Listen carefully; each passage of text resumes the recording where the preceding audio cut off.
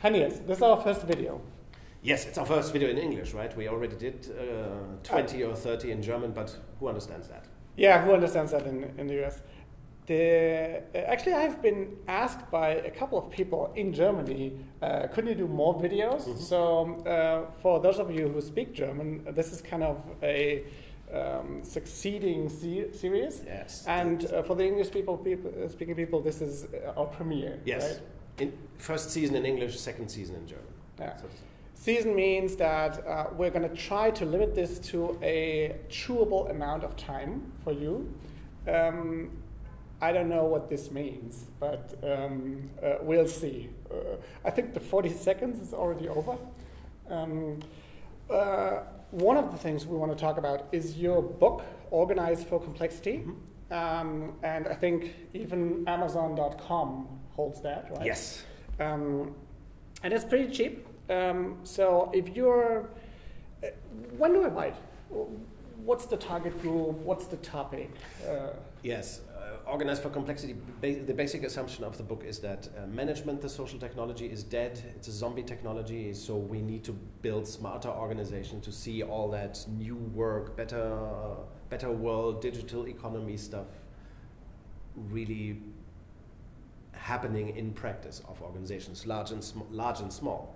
So I do think that today both startups, growing companies, mid-sized companies, very large companies, they all have the same the same structural problems, the same philosophical problems with how to organize their work. They have the same flawed performance management systems, and this is a book about how to get over this. And it's not a book for dreamers, it's a book for makers. Yeah, and this is already kind of dense. When one of his first sentences is, management is a zombie technology. Mm-hmm. That's something where you can lose like 80% of the people watching, mm-hmm. At least if they haven't been exposed to any of your stuff earlier. What we're gonna try is to make this understandable for you and not stay on a shallow surface where we are just throwing out buzzwords, mm-hmm. and you can believe it or not, but mm-hmm. we'll try to have some discussions that shed light on maybe also problems that come with that. Mm-hmm. I totally agree that most organizations are flawed in some way. And people know that. They yes. know that it doesn't work, but they still do it because they don't know how to do it differently. Yes. And that's what your book is talking about. Yep. And I think if you start thinking about this, it's going to become a much bigger topic than you think at first, mm-hmm. because you understand that this kind of is shaking the mm-hmm. Foundation of what a lot of companies are built on. I think 100 years ago, when modern management, as we now see it, was invented, that was revolutionary. I mean, totally new structures, and HR departments came into life soon afterwards, and so on. And we developed all these departmental structures and so on, and how management, planning works. Strategic planning was later developed, but how to do budgeting, all that was developed in the industrial age 100 years ago, and now is the time for another big step forward. We have to really. That's why you call it the zombie, right? Yes, so exactly. It had that thing from 100 years ago, that has now become a zombie technology. It has become undead social technology. And on the other hand, the interesting thing is that management became a standard. So everybody assumes that this management thing is working. We need HR departments, we need matrix structures, we need key account managers, we need bonus systems. We need budgeting, we need management by objects, and all these assumptions have now become undead. They are flawed. They have been bitten by complexity, and that, I think, is what we want to discuss and take apart and put back together in a better way. That could be an agenda that we can take for the bonuses is something that you like a lot. There's some LinkedIn blog posts that you recently published, right? Yes. I have trouble understanding. Has it been German or English content that you've posted? Or both. Both. Oh, okay. I'm blogging on LinkedIn Pulse in English and in German. Okay. So awesome. So we don't need to cover bonuses because people can read about that. Yeah. Okay. Let's be transparent about why are we doing this? Like, as this is the first video, we can talk about this. People can understand why am I watching? What's the goal? What's your goal? Why are you sitting here with me, consuming time and your money?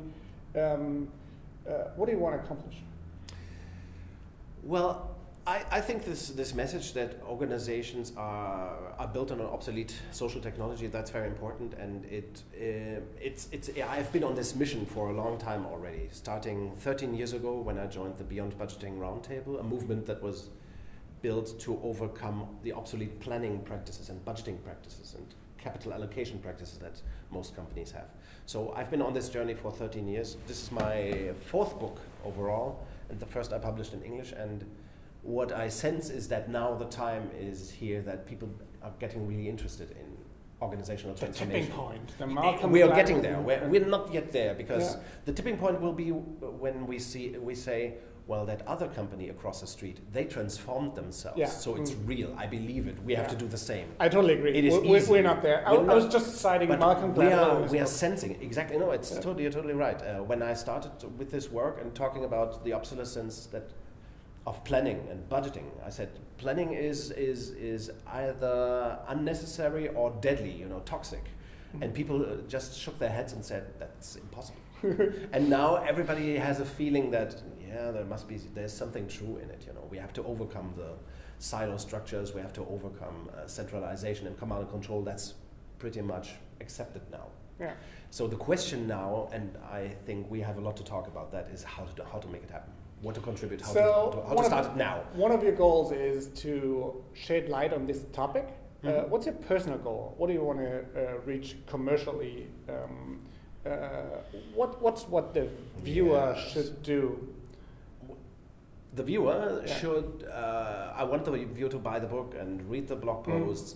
Subscribe to your content, basically, right? Yes. Follow you. Yes, follow me on Twitter and that kind of stuff. But that's more the fluffy stuff.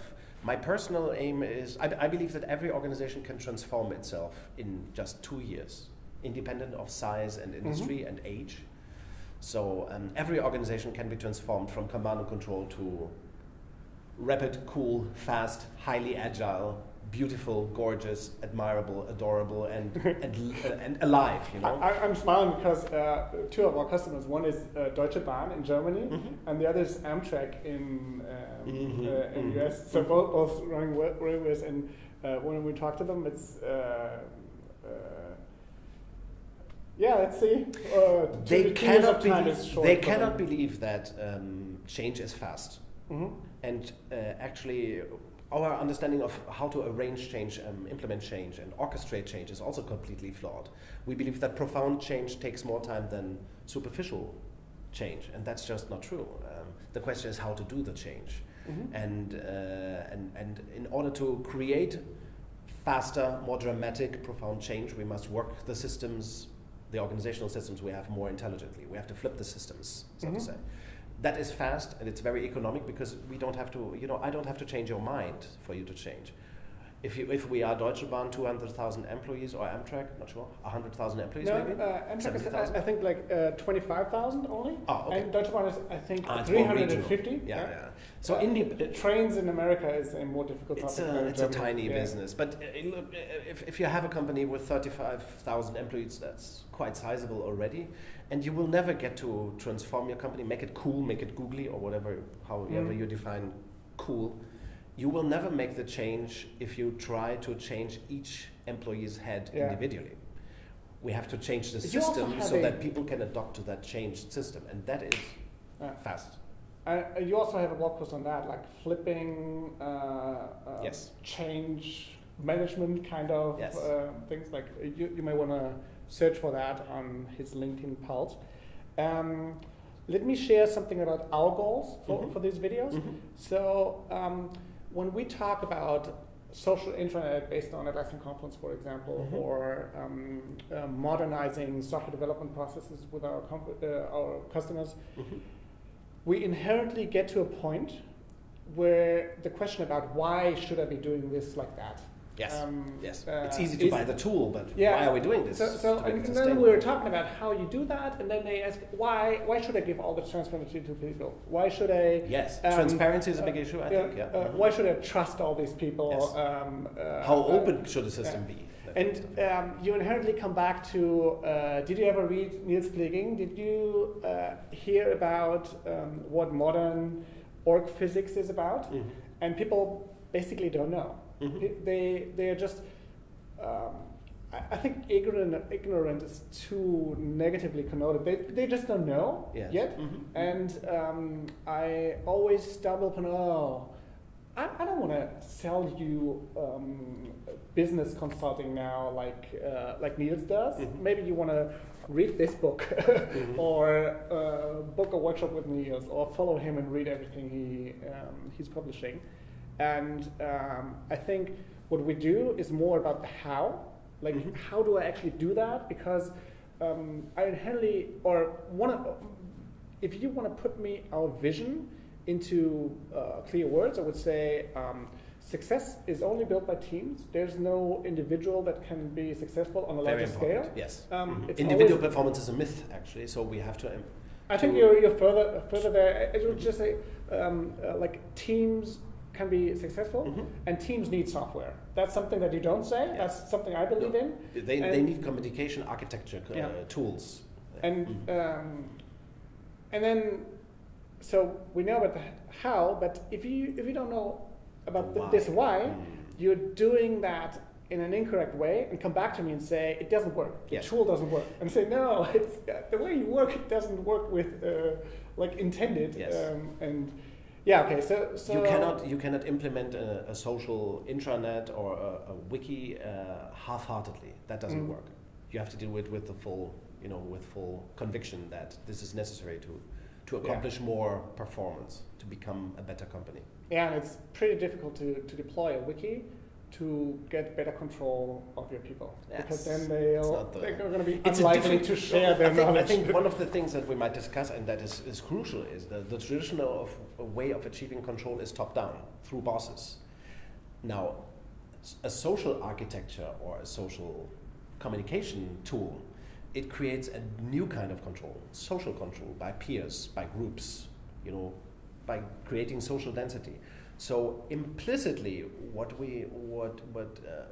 you achieve is a move from hierarchical control to team or group control, social mm-hmm. control, which you also achieved through transparency. And I think this paradigm shift that this social control is better and more effective and more healthy for an organization, that is the big paradigm shift in this question of how to use IT systems, how to use software. Okay, to sum it up, if you want to do us a favor, you can buy Niels' book. You can follow him wherever I think it's pretty easy to find out where he is on Twitter and LinkedIn and all these YouTube, social media outlets. And if you want to know how to do it, you can come to us.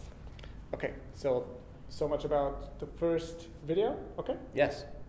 And we've been talking about this first thing, hierarchy versus the page, mm-hmm. Or with the page, or however, mm-hmm. In the second video, I think. Mm-hmm. So if you're still interested, you might want to watch this one also. See you in the next video.